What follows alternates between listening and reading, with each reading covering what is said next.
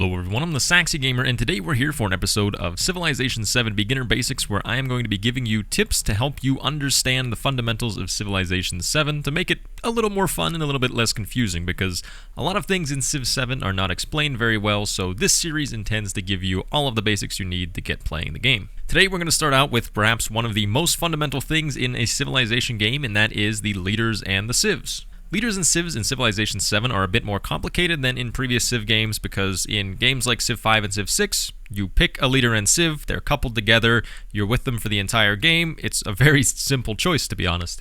In Civilization 7, though, things are a lot more complicated because your leader is no longer tied to your civ. You can play any leader with any civ, and your civilization changes throughout the ages, so you have a lot more choices to make as you go throughout the game, which can be a little bit overwhelming and a little bit confusing. So as I mentioned, you can pick any leader with any civ. There is no requirement here, but some leaders do work better with certain civs because their bonuses synergize, which we'll talk about in just a little bit.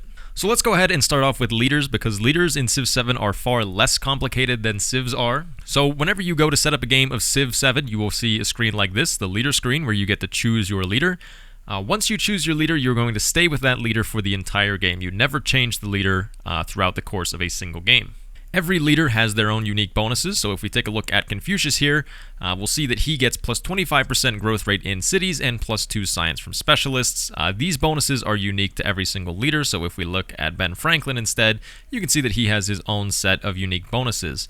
One of the nice things in Civ 7 is that the game does give you a little bit of an idea of how each leader plays, so you can see that Confucius is labeled as an expansionist scientific civ because these bonuses that he has tend to work very well whenever it comes to both expansionist and scientific gameplay. Leaders also do have things called mementos, which are essentially things that you can add to apply extra bonuses to the leader.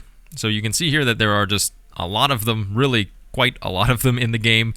So what the mementos are is they are things that you will unlock as you play with each leader. So each leader has their own unique mementos that you can get just by playing as the leader. You earn XP as you play the game, and this XP unlocks mementos. So you can see if I play Confucius and I get enough XP, I can unlock the brush and scroll memento, which will give me plus 5% growth rate in cities for every specialist. Once you unlock these mementos, you can apply them on any leader. So as Confucius, I can apply a memento from Ben Franklin. As Ben Franklin, I can apply a memento from Confucius. There is no limitation with that. It's just if you want to receive an extra bonus, then you can apply a memento and you'll get that bonus throughout the entire game. You do not have to select a memento if you just want to play bare bones. You don't want any extra bonuses. You want the game to be a little bit harder. You can choose to play without any mementos, or you can optionally select up to 2 mementos that you can play with throughout the game. Now let's go ahead and start moving on to talking about civs, because civs actually have a lot more unique things about them in Civ 7 than leaders do. So civs, unlike leaders, change with each age in the game. So in the Antiquity age, you'll play as a certain civ. Whenever you advance to the Exploration age, you'll change civs, and when you advance to the Modern age, you'll change civs again. As you advance civs throughout the ages, each civ has its own requirements for unlocking it to be played in a particular game, which means that in any game, you can't just pick any civ whenever you move on to another era. You have to meet certain requirements to be able to play as a civ in the next era. This is one thing that makes certain civs easier to play with certain leaders, because if we go back to the leader screen here, you'll see that just by playing as Confucius, I unlock the Ming civ in the Exploration age, and I unlock the Qing civilization in the Modern age. So if I'm playing a game, I don't have to worry about any other unlocks for those. Just by the fact that I'm playing Confucius, I will have those civilizations unlocked and available to play in the following ages. You are able to take a preview of any civ in the game just from the civilization selection screen. So you can see right now we're on Antiquity. We can advance to the Exploration age and take a look at the Ming civ, or we can advance to the Modern age and take a look at any of the civs that are available there. So I would suggest that whenever you play a game, you should try to plan out your path for how you want to advance through the ages. The thing that makes this very difficult is that, at least from what I understand in Civilization 7, there's really no menu, there's basically nothing that shows you what the unlock requirements are for various civs throughout the ages until you're in the act of actually selecting the civ. Like, when you're on the age advancing screen and you get to pick your next civ, it'll show you what the unlock requirements are, but aside from that, I'm not aware of anything in the game that tells you what the unlock requirements are. So it's a good idea whenever you're going to play a game of Civ, maybe plan out your game a little bit in advance, go to the Civ wiki, look up the unlock requirements, so that way you make sure you prioritize getting the Civ unlocked that you want to play. If you're a new player though, there's no shame in just, not planning anything, just rolling with the game and seeing how it goes. Because then you can always watch some Civ tips videos in the future, so that way you can then become a little bit better of a player.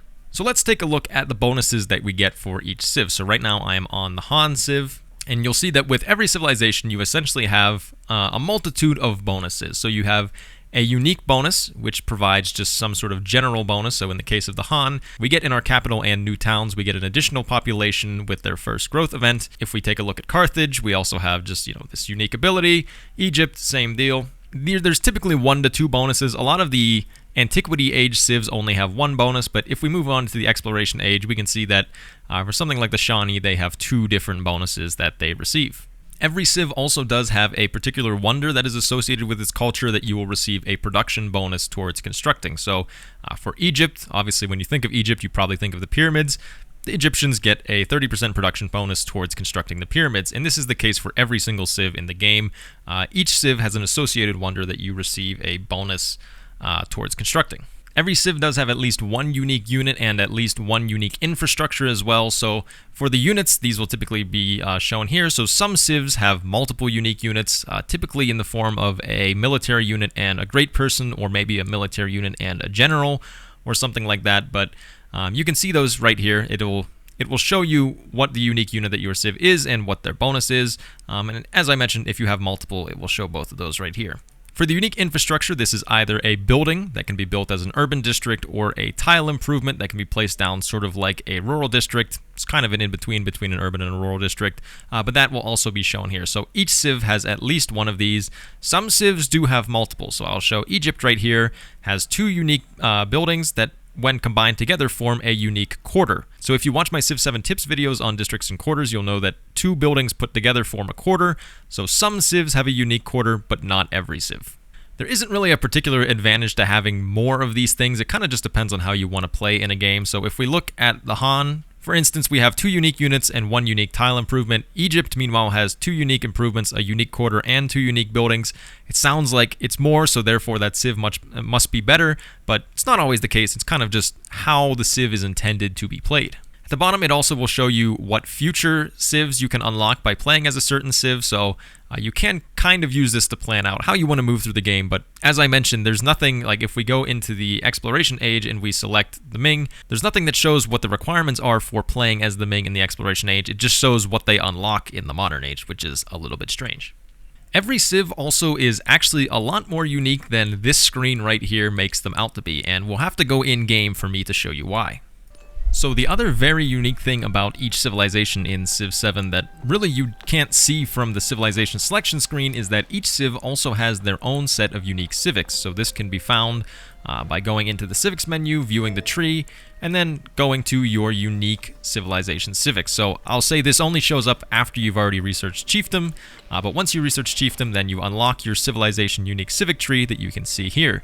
And you can see that with our civilization, we have these 3 unique civics that all provide their own unique bonuses. So these tend to be where you unlock your unique infrastructure. So you can see that these first 2 right here unlock the 2 unique buildings that we get. I'm playing Egypt in this game, so it unlocks the 2 unique buildings that Egypt receives. This is also a way that you can unlock your civilization's cultural wonder a little bit earlier. So you can see right here, with this 3rd civic, we will unlock the pyramids.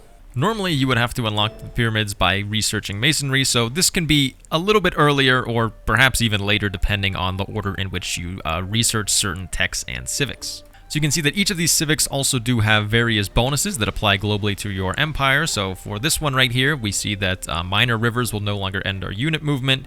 You can also get +1 gold on our unique unit whenever stationed in a settlement we own. Or in the case of this one, we get +5 gold on the palace and +1 settlement limit. So these bonuses are unique to each individual civilization's unique civic tree. So as I mentioned, this adds up to be a lot of extra bonus that is not shown on the civilization selection screen at all.